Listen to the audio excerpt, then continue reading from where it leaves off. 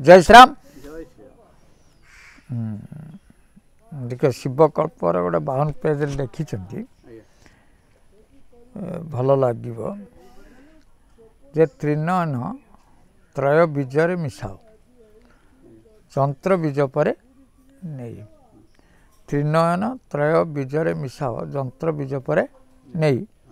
तारक दंडक कुंडली की लेख नाद पर बिंदु दे। जे त्रिनयन समस्त जानते त्रिकुट कह जाए। त्रय बीज समस्त भी जानते।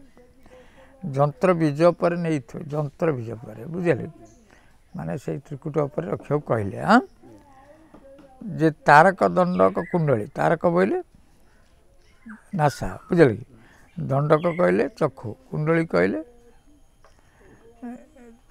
कुंडली माने मुख पाटिर जीवटा लौटा कुंडली तेणु जीव नौटेबा आउ तारक बोले पवन सूत्र को जाना गुरु ठार दंडक बोले चक्षु चक्षु को सही जगह स्थिर कले नाद पर बिंदु दे। नाद पर बिंदु दे नाद पर जो बिंदु बा अर्धमात्रा को संजोग कर पारे ताहले तमें कौन कर ना ठाकुरंकर अनुभव आसो। ये जो त्रिनयन त्रय बीजर मिसेवा ये सब गुरु ठारू मिलता है। आ तारक दंड कुंडली बुझेदेली बुझेली से यही लिखिले जे हरे रामकृष्ण दक्षिण रे थिबे। हरे रामकृष्ण दक्षिण रे थिबे बामे थिबे पंचानन मिथुन मासरे शून्य शब्दाव जानवे भगत गण।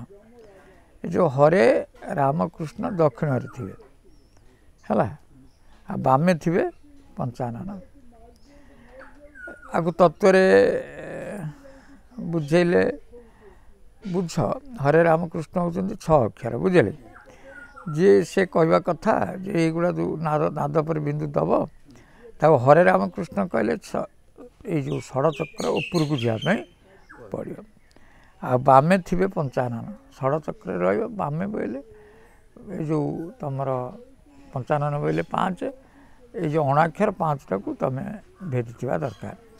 हरे रामकृष्ण आखिर का अर्थ हूँ षड़चक्र को भेदी आउ बामे थे पंचानन माने अणाक्षर को भेदी ताहले तुम जा कौन कर नाद पर बिंदु देले तुम ठाकुर को जापर। मिथुन मासरे शून्य शब्द जानवे भगत गण। मिथुन बोले से 3 कथा कहूँ जे मिथुन मास बोले त्रिगुण को अतिक्रम कर भक्त मान को गोटे शून्यवाणी हम से जापर है।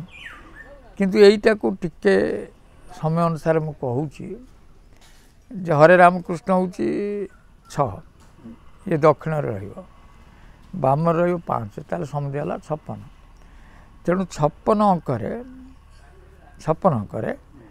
शून्य शब्द हम जहाँ भक्त मैंने जापर जे किए कौन ठाकुर किए अच्छा महापुरुष अन्य मैंने जो अच्छा से भक्त मान गोटे शून्यवाणी हम केवे ना 56 एवं हूँ कौन 55 नुह ये जो आज 55 चलानी कार 55 चलो आज 55 हेल्ले 56 आ आर वर्ष भाद्र मास पर एटा शून्यवाणी हम एमती ठीक है। क्या हम ना यही जो त्रिनयन जो त्रय बीजर मिसई तारक दंड कुंडली जानी षड़चक्र को भेदी आउ पतन मात्रा जो 5 अणाक्षर को जानी से जो अर्धमात्रा बिंदु सहित जोड़ी से शून्य शब्द हम ना ये शून्य तले जे से शब्द पाइपर ना ये कथा भी टिके बुझे हम। देवनारायणकर महिमा अपार है ना अनंत महिमा नुहे मुखरे प्रचार तुम जो मुखरे प्रचार करुच जो नाम गाउच से महिमा नुहे। अर्ध ऊर्ध मध्य प्रांत अर्ध ऊर्ध मध्य प्रांत अर्ध जानी ऊर्ध जानी मध्य जानी पुणी प्रांतटा भी जानी मुझे बार बार कहूँ जे ऊर्ध है गोटे कथा ना जानी एटा अर्ध मध्य आ प्रांत ये जो अर्ध ऊर्ध मध्य प्रांत शास्त्र महिमा त्रिगुण तेजिला प्राणी जानवे से सीमा त्रिगुण तेजी से सीमाटा को ଜାଣିବେ। ହେଲାନି ନା ଅଣାକ୍ଷରକୁ ଜାଣିବା ଷୋଡ଼ଚକ୍ରୀ ବିଦ୍ୟା ସବୁ ତ୍ରିଗୁଣକୁ ବେଦିଲେ। ତେଣୁ ଏଟାକୁ କେବେ ଅନନ୍ତ ମହିମା ନୁହେଁ ମୁଖରେ ପ୍ରଚାର। ସେଇଟା ଯେ ମୁଖରେ ତୁମେ କହିଦେବ ଯେ ହେଇଗଲା ସେଟା ନୁହେଁ। ବୁଝିହେଲା ନା ନାଇଁ? ସବୁ ଅନୁଭବ ଭିତର କଥା ସେ କହିଲେ। ଆଜି କିଛି ଭଲ କଥା ମୁଁ ପଢ଼ୁଛି ଶୁଣ 5 ମିନିଟ୍ ଖଣ୍ଡ। ମନୁଷ୍ୟର ବନ୍ଧନ ବା ବନ୍ଧନ ଓ ମୁକ୍ତିରେ ମନ ଦାୟୀ ନୁହଁ। ଆମେ ସମସ୍ତେ ମନକୁ ଦାୟୀ କରନ୍ତି ନା ନାହିଁ? ସେ ଲେଖୁଛନ୍ତି ମନୁଷ୍ୟର ବନ୍ଧନ ମୁକ୍ତିର ମନ ଦାୟୀ ନୁହେଁ। ନିଜ ମଧ୍ୟରେ ମୁକ୍ତି ଓ ବନ୍ଧନ ଥାଏ। ଆମ ଭିତରେ ସେଇଟା ଥାଏ। ମୁକ୍ତି ବନ୍ଧନ ଆମ ଭିତରେ ଥାଏ। ମନ ହେଉଛି କରଣ ବା ଗୋଟେ ଯନ୍ତ୍ର। ତାର ସ୍ୱତନ୍ତ୍ରତା ନାହିଁ। ମନ ଗୋଟେ କାହାକୁ କିଛି କରିପାରିବ ତା ନୁହେଁ। ତାର ସ୍ୱତନ୍ତ୍ରତା ନାହିଁ। ସେ ଇନ୍ଦ୍ରିୟ ତାହାର କର୍ତ୍ତାର ଅଧୀନ। ମାନେ ଆମର ସେ ଅଧୀନ କିଏ? ମନ। ଦୋଷ ଲେଖକର କଲମରେ ନୁହଁ। ଆମେ ଯାହା ଲେଖନ୍ତି କଲମ କ'ଣ ତାର ଦାୟୀ? ତେଣୁ ମନ ହେଉଛି କଲମ। ତେଣୁ ଲେଖିବା ଲୋକ ଆମେ। ଚିକିତ୍ସା ଦ୍ୱାରା ରୋଗ ଦୂର ହୁଏ, ଆୟୁ ବୃଦ୍ଧି ହୁଏ ନାହିଁ। ଚିକିତ୍ସା ଦ୍ୱାରା ରୋଗଟା ଭଲ ହେବ କିନ୍ତୁ ଆୟୁ ବୃଦ୍ଧି କରିପାରିବେ ନାହିଁ। ଚିକିତ୍ସା ଦ୍ୱାରା କୁପଥ୍ୟ ଜନିତ ରୋଗ ଦୂର ହୁଏ। ଆମେ ଯେଉଁ ଚିକିତ୍ସା ଯେଉଁ ରୋଗ ହେଉଛି କୁପଥ୍ୟ ମାନେ ଖରାପ ଖାଦ୍ୟ ଖାଇବା, ଖରାପ ପରିବେଶ ରହିବା, ଖରାପ ପାଣି ପିଇବା ଦ୍ୱାରା ରୋଗଟା ହୁଏ। ତେଣୁ ସେ ରୋଗଟା ଚିକିତ୍ସା ଦ୍ୱାରା ଭଲ ହୁଏ। ଯାହା ଭଗବାନଙ୍କ କୃତ ସେ ରୋଗ ସହଜରେ ଭଲ ହେବ ନାହିଁ। ଖାଦ୍ୟ ସାତ୍ଵିକ ଶୁଦ୍ଧପୂତ ରୋଷେଇ ସତ ଅର୍ଜିତ ଯେଉଁ ଧନ ଭଗବାନଙ୍କୁ ଅର୍ପଣ ହୋଇଥିଲେ ସେହି ଅନ୍ନ ହେଲା ଶୁଦ୍ଧ। ପ୍ରଥମେ ଖାଦ୍ୟ ସାତ୍ଵିକ ହେବା ଦରକାର। ଶୁଦ୍ଧପୂତ ରୋଷେଇ ହେଇଥିବ, ସତ ଅର୍ଜିତ ଧନରେ ହେଇଥିବ। ତାପରେ ତାକୁ ଭଗବାନ କତିରେ ସମର୍ପଣ କଲେ ସେଇଟା ଶୁଦ୍ଧ ଅନ୍ନ କୁହାଯାଏ। ସର୍ବଶ୍ରେଷ୍ଠ ମନୁଷ୍ୟ କିଏ? ଯେ ମଣିଷ କିଏ ସବୁଠାରୁ ଶ୍ରେଷ୍ଠ? ନା ଯାହାର ଅହଂ ବା ମୁଁ ନଷ୍ଟ ହୋଇଯାଇଛି। ବସୁଦେବ କୁଟୁମ୍ବମ୍ ବସୁଦେବ ସର୍ବମ୍ ଯେ ସମସ୍ତଙ୍କୁ ନିଜର ଭାବେ ସେଇ ହେଉଛନ୍ତି ଶ୍ରେଷ୍ଠ ଲୋକ। ଏ ଅନୁଭବଟା ତାଙ୍କର ଆସେ। ସର୍ବୋତ୍କୃଷ୍ଟ ଅନୁଭବ କ'ଣ? କେବଳ ଭଗବାନ ହିଁ ମୋର, ତାଙ୍କ ବ୍ୟତୀତ ଆଉ ମୋର କେହି ନୁହେଁ। ଏଇ ଅନୁଭବ ହିଁ ସର୍ବଶ୍ରେଷ୍ଠ। ବୁଝି ହେଉଛି ନା ନାହିଁ? ତୁମେ ବୁଝିବାକୁ ଚେଷ୍ଟା କର। ଯେଉଁମାନେ ସବୁ ତତ୍ତ୍ୱ ନେଇଛ ତୁମେ ଅନୁଭବ କର ଆମ ପାଖରେ ସେ ଗୁଣ ଅଛି କି ନାହିଁ। ପ୍ରକୃତରେ ଆମର ନିଜର କିଏ? ଆମର ନିଜର କିଏ? ନା ଭଗବାନ ଆମ ସହିତ ସଦା ସର୍ବଦା ରହିଛନ୍ତି, କେବେ ବିଯୁକ୍ତ ହୁଅନ୍ତି ନାହିଁ। ତେଣୁ ସେ ହିଁ ଆମର, ଆମେ ତାଙ୍କର, ଆଉ ସିଏ ମଧ୍ୟ ଆମ ନିଜ ପାଇଁ। ତେଣୁ ଭଗବାନ ଛଡ଼ା ଆଉ କେହି ତମର ଆପଣର ନୁହନ୍ତି। ଶେଷ କଥା କ'ଣ? ନା ମାତ୍ର ଚିନ୍ମୟ ସତ୍ତା ବା ଏଇ ଯେଉଁ ଯାହା କହୁଛି ମୁଁ କ'ଣ ଆମ ଭିତରେ ଚିନ୍ମୟ ସତ୍ତାଟା ଯେଉଁଟା କ'ଣ ମାନେ ପ୍ରାଣ ଆଉ ଚେତନାଟା। ଚିନ୍ମୟ ସତ୍ତା ମାନେ ଚେତନା ହେଲା କି? ମାତ୍ର ଚିନ୍ମୟ ସତ୍ତା ବା ଚେତନା ବ୍ୟତୀତ ଆଉ କିଛି ନାହିଁ। ଏଇ କଥାକୁ ଅନୁଭବ ଆଣିବ। ନିର୍ବଳତା ଆମେ ବେଳେବେଳେ ହେଉନି। ନିର୍ବଳତାର ଅର୍ଥ ହେଉଛି କରିବାରେ ଅସମର୍ଥ ବା କରିବାରେ ଅସମର୍ଥ କରୁନା। କରିବାରେ ସାମର୍ଥ୍ୟ ଥାଇ ମଧ୍ୟ ନ କରିବା। ତେଣୁ ଏହାଦ୍ୱାରା କ'ଣ ହେଉଛି ନା ତୁମେ ଉର୍ଦ୍ଧ୍ୱକୁ ଯାଇପାରୁ ନାହଁ। ପରମାତ୍ମା ପ୍ରାପ୍ତିରେ ଅନ୍ତଃକରଣ ଶୁଦ୍ଧି କାରଣ ନୁହେଁ। ଅନ୍ତଃକରଣଟା ଯେ ଶୁଦ୍ଧି ହେଇଯିବ ତାପରେ ପରମାତ୍ମା ପାଇବ ସେ ବି ତା କାରଣ ନୁହେଁ। କାରଣ ପରମାତ୍ମା କରଣ ଦ୍ୱାରା ପ୍ରାପ୍ତି ହୁଅନ୍ତି ନାହିଁ। ତ ଯେଉଁ ମନ ବୁଦ୍ଧି ଯେଉଁ ରହିଲା ଇନ୍ଦ୍ରିୟ ଦ୍ୱାରା ଭଗବାନ ପ୍ରାପ୍ତି ହୁଅନ୍ତି ନାହିଁ। ବରଂ କରଣରୁ ସମ୍ବନ୍ଧ ଛିନ୍ନ କଲେ ଅନ୍ତଃକରଣ ଅଶୁଦ୍ଧି ଛିନ୍ନ କଲେ ହେବ। ଧର କହିବ ମୁଁ ମନ ଦ୍ୱାରା ଭଗବାନଙ୍କୁ ପାଇଯିବି, ମୋ ବୁଦ୍ଧି ଦ୍ୱାରା ପାଇଯିବି। ନା ନା, ଏମାନେ ତ ସବୁ ଗୋଟେ ଗୋଟେ କରଣ ବା ଏଇ ଯେଉଁ କ'ଣ ତୁମର ଇନ୍ଦ୍ରିୟ, ଆଙ୍କୁ ବିଚ୍ଛିନ୍ନ କଲେ ଯାଇକି ଭଗବାନଙ୍କୁ ପାଇପାରିବ। ତାଙ୍କ ଦ୍ୱାରା ତୁମେ ପାଇପାରିବ ନାହିଁ। ଅନ୍ତଃକରଣ ଅଶୁଦ୍ଧି ଥିଲେ ଯେ ଭଗବାନ ପ୍ରତି ରୁଚି ହେବ ନାହିଁ ଏପରି କୌଣସି ନିୟମ ନାହିଁ। ଯଦି ତୁମର ଅନ୍ତଃକରଣ ଅଶୁଦ୍ଧି ଅଛି ଯେ ଭଗବାନ ପ୍ରତି ରୁଚି ହେବନି ଏକଥା ନୁହଁ। ବହୁତ ବି ରୁଚି ହେବ ହେଲା ବା ଭଗବାନ ପ୍ରତି ଅନୁଗ୍ରହ ମାନେ ଆସିବ। ହଁ, କୌଣସି ବଡ଼ ବିପଦ ପଡ଼ିଲେ है कि कौन सी बड़ विपद पड़े कौन सन्थर कृपा आसीगले अथवा अन्य कौन कारण अशुद्ध अंतकरण युक्त मनुष्य परमात्मा संलग्न हो पारे गोटे मुहूर्त भी हो पारे जिते अशुद्ध होता जिते जड़े मुख्यतः बा मूलतः से परमात्मा अंश तेणु से जीवार तार किसी असुविधा ना एणु गीतार कहुई जदि तुम समस्त पापी अधिक पापी होता तथापि ज्ञान रूपक नौका द्वारा तुम्हें पाप रूपक समुद्र को पार हो पार ये से कहले तेणु किसी कथा तुम भल कथा पढ़िली जे आगे तत्व कहली आ गुणटा कहली जदि तुम न करुच ताले तुम इच्छा ना है बड़ कथा बा करने को आग्रह सृष्टि होना थाई भी सब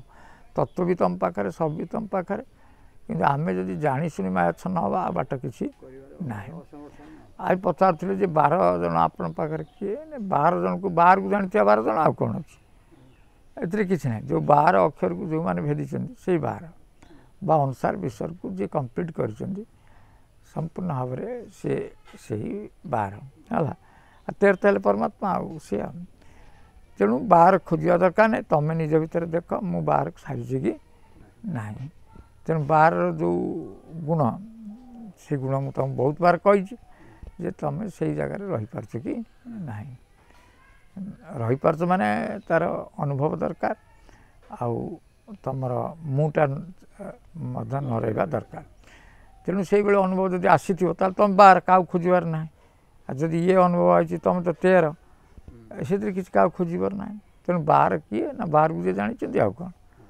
जी 12 अक्षर को जानी अ आउ ए ओ ई जो कौन कही अ आ हर्ष दीर्घ ये ओ अनुसार विसर्ग ये 12 अक्षर को भेज आउ सब देख हरे कृष्ण जो महामंत्र अच्छी तुम देख ये सब से बनान करा है हरे कृष्ण जो देख सब आ भितर से अक्षर अच्छी हरे बोले अ ये कृष्ण बोले हर्षकार बिंदु अंगटा रोचे ना हरे कृष्ण हरे पुणी अ ये राम आ म अर्थ हूँ हर्षकार तेणु अ आउ ये ओ ई अंग जो जो एकाक्षर बुझा हो सी महामंत्र सब स्वर गुड़ा ता भितर अच्छी से तत्वभित्तिक है ना ताकू बुझा दरकार है ना ताले आज किसी गोटे कथा कहली आउ गोटे भल कथा कहूँ थरे आमरी भली लोक तुम भली लोक जे भगवान किस समय भल पाती आ निजक समर्पण कराती समर्पण कलापर पुणी अशांति पाखे रहे घरे खाद्य उपर झगड़ा कि बड़ लोक ना से माने गाड़ी रे गला बेले भी झगड़ा ड्राइवर उपर बिगड़ा एमती एमती चले फिर सन्देह आसी ठाकुर को टिके शांति मिलूनी ठाकुर किंतु भल पाए ठाकुर जानी ठाकुर भल पाए थरे से सकाल 8टा बेले बस देखले कबाट ठकठक आला से ठकठक जमी खोलदे देखले जन व्यक्ति छिड़ा से कहले आपण किए कहले आपण किए तुम जहाँ सबुदिन खोज मुझे कहले मु क्या खोजे मुझे तो कहीं आपको केवे खोजिनी से कहले आपण खोजे ना मैंने मुझे कही से कहले ना मुझे ठाकुर कहले आप ठाकुर ये बेस आई गोटे मनीष बेस हाँ आसी कौन कि तू मत देखू तो आउ तुम घर कहीं देखिपारे ना से ठाकुर आम घर को आस आओ से घर को नाला चेयर सी बसिले ये बसिले से बो तार खाद्य आनिक सब थोड़ा आगे चा देला चाटा तो देला से चाटा को पाटे बो आड़ कहूँ एत मीठा पकड़ ठाकुर देखदेला ठाकुर हसिले कहे ना ना चा तो भल हो ठाकुर अच्छे ना चा भल हो जलिखिया सब देले जलिखिया सब खाइले बो को यार पुओ तू तो सबुदिन बाछ अमके दमके आज कौन चुप कि खाऊ भल हो बाचमी कहीं बुझेगा ना कहीं ठाकुर से बड़े बस हसुन कह ना सब ठीक मो बो बढ़िया है ना से गाड़ी बाहर कले गाड़ी जमी बाहर कले आ कहीं देखुना ठाकुर ता पाखे बसिले किसी बाट गले देखला गोटे मंदिर पड़ी कहे सबुदिन जाए दंडतरा हो जाए कहे मतलब अटकिया मंदिर भर गला बेलू ठाकुर हसुन कहले मु बोकाटा मंदिर जाऊँ ठाकुर तो मोहरी पाखे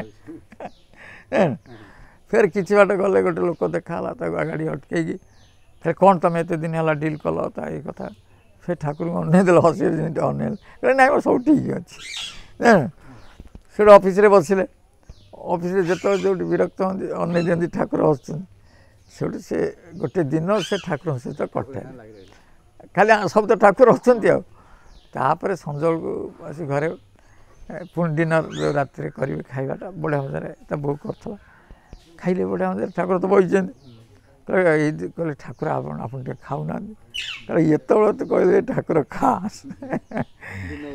हाँ मुझे खाऊँ तू खा कहले पुओ आज तू बढ़िया रांधि कहले पुओ मुझे कि बुझीपारे तू सबुदिन पपड़ा मड़ा करू आज कौन भल कौटा है तो मुझे तो खराब भी रांधि आज कहले ना बहुत तो हाथ अमृत अमृत से खादे ठाकुर कहले तू सो मुझे शोच से ठाकुर शोले ये भी शोगला निद होगा सका उठिला से जो गोटे दिन आनंदटा ता जीवन को बदलदेला पूरा बदलदेला आउ से भूल कला ना बा राजिला नहीं कौट लोभ कला नहीं क्या विरक्ति भाव आणला नहीं खाद्य खाद्य ठीक सब एक्जाक्ट कहीं आम पाखे आम ठाकुर बसन आम ठाकुर पाखे बसिकी ये कम गुड़ा कर दृश्य हो जाते ताले तुम कौन आउ तीर्थ जाते कि ये रकम कथा करते कि यज्ञ करते कि बईचन तो पाखे तेणु यही कथा से कहते जदि कहीं जदि आपणार अच्छी से हूँ तुम ठाकुर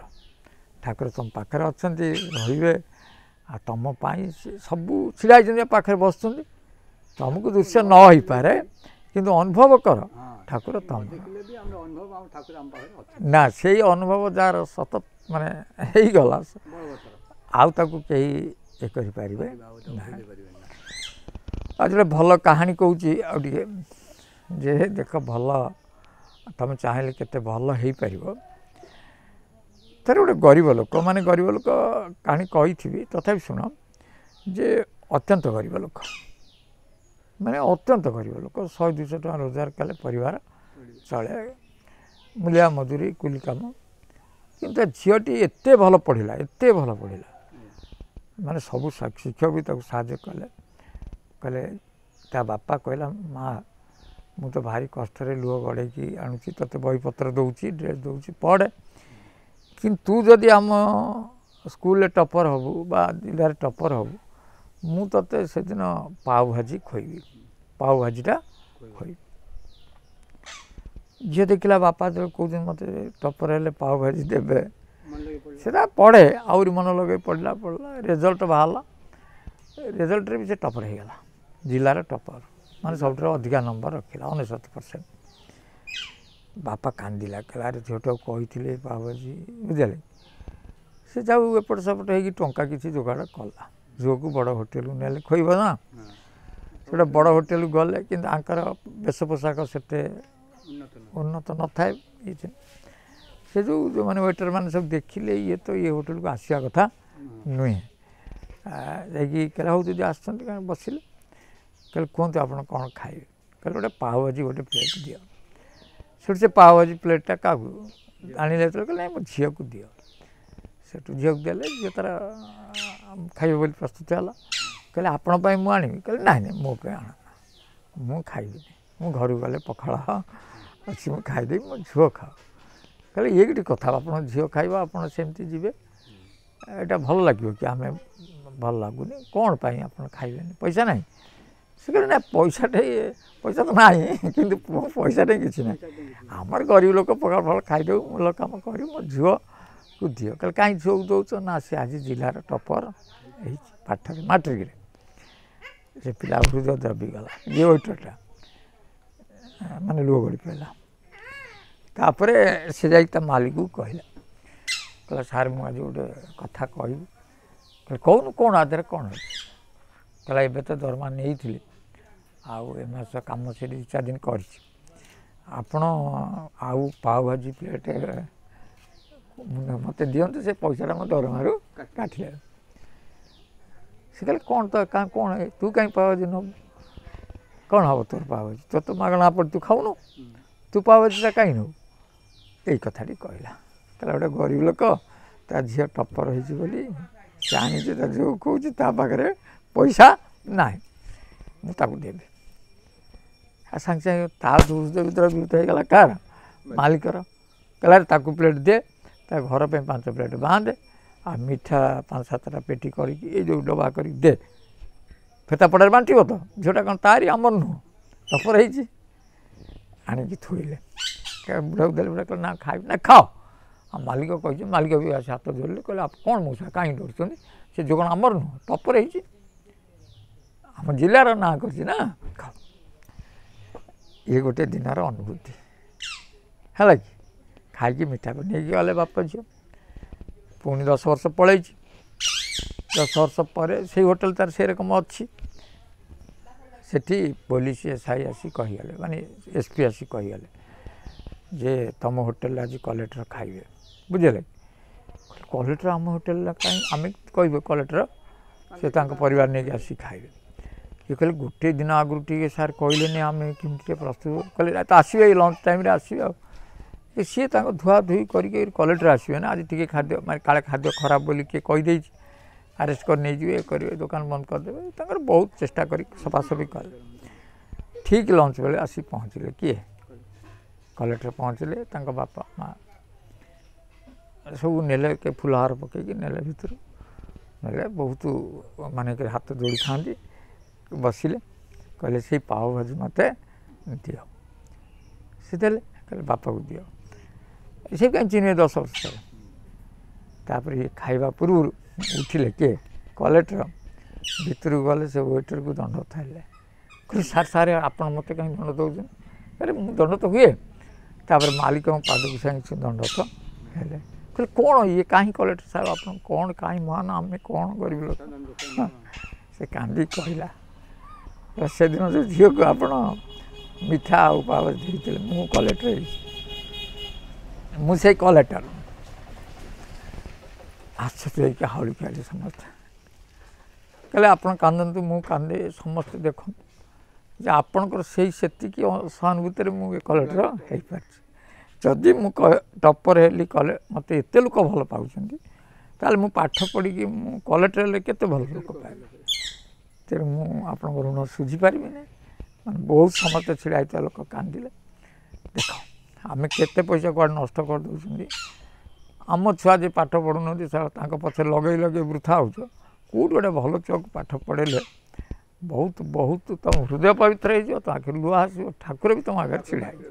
ତେଣୁ ମହତ କାର୍ଯ୍ୟ କର ଏତେ ସ୍ୱାର୍ଥପର ହୁଅ ନା ବୁଝିଲେ।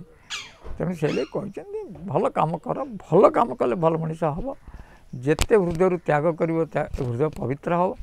କିନ୍ତୁ ଇଏ ତୀର୍ଥବର୍ତ୍ତରେ ବୁଲିଲେ କିଛି ସମୟ ପାଇଁ ପବିତ୍ର ଲାଗିବ କିନ୍ତୁ ତାପରେ ତୁମ ଜାଗାକୁ ପୁଣି ପଳେଇ ଆସିବ। ହଁ ଏଇଭଳି ଭଗବାନ ମିଳୁ ଏଇଭଳି ଯୋଗ୍ୟ ପିଲା ମିଳନ୍ତୁ ତୁମେ ଦିଅ। ହଉ ରଖ ଜୟ ଶ୍ରୀରାମ।